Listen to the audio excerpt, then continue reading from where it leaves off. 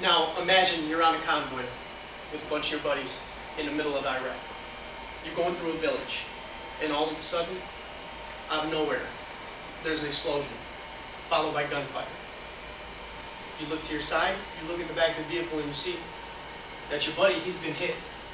He's bleeding from his leg, and you're starting to freak out. Adrenaline's going, and all you can think of doing is trying to stop him from bleeding. What I'm going to do today is I'm going to demonstrate how to apply a bandage. Sounds easy, something we do every day, but there's 3 main steps that we're going to go over.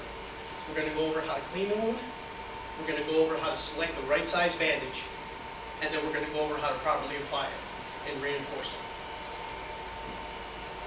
So, applying a bandage is something easy. It's something that we've all probably done, and it's the easiest way to prevent bleeding and to control infection. We don't want it to get infected after it's been bleeding. So remember, our 3 steps are: we're going to clean it, we're going to apply a bandage, and then we're going to continue to prevent spread of infection. First, we're going to start off by running some cold water over our wound. Let's say I got one on my hands, right? I'm going to run cold water over it. Cold water is going to get the dirt out, and it's also going to wash away any blood that's around it.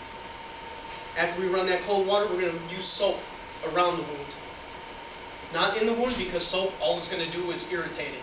A lot of people, oh, use peroxide, use this. You want to go around the wound with soap, not directly on top of it. Then you're going to take whatever you got around you, t-shirt, paper towel, and you're going to go around the wound. You're going to pat it dry around it.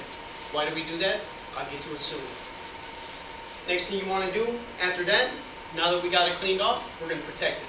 How are we going to protect it? We're going to find the right size bandage. See, bandages come in all shapes and sizes. As you can see from my band-aids taped on this piece of paper, they come in a variety of shapes and sizes. Small, large, for different needs. You've seen the special band-aids that go for your finger, special band-aids for your knees, and all of that sort. But what we want to make sure is that that sterile surface covers the entire wound. After we've found the size and selection, we want to make sure we use the right type for the appropriate occasion. We want to make sure that if it's sticky around, we're going to make sure that bandage stays.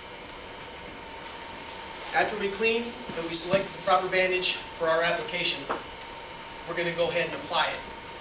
First thing you're going to do when applying your bandage is you want to make sure every bandage is going to come in some kind of sterile wrap. So we're going to open this sterile wrap, making sure that we try to minimize the amount of touching on the sterile portion. All band-aids come with this protective film, and you want to make sure you leave that white pad and that you're not touching it to contaminate it. A big thing, we're trying to control bleeding and prevent infection. So we've already cleaned it, we've already dried around the area for it to stick. What I'll do is I'll apply one side of the sticky band-aid over, and I want to put this sterile piece directly over the wound. Now what I could do here, the band-aid's applied. We got it on both sides. It's over the wound, it's secured to the skin. What I could also do is I could take tape and further reinforce the edges to make sure that this didn't come out. It wasn't too long ago in the Albany newspaper where a gentleman bit into a slice of pizza and there was a bright neon blue band-aid in it, and that's not something I bet he ordered for on top of his pizza. So again, we want to make sure we clean the wound. We want to make sure we protect it with this bandage, selecting the right size, and then we make sure it's affixed properly. Alright, now that we did all of that, okay, that's good and great.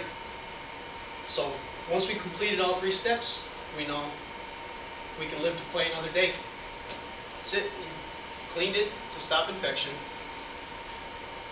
You got the right size bandage, you know how to identify it, and you applied it and secured it if you needed it to. That's it. Live to play another day.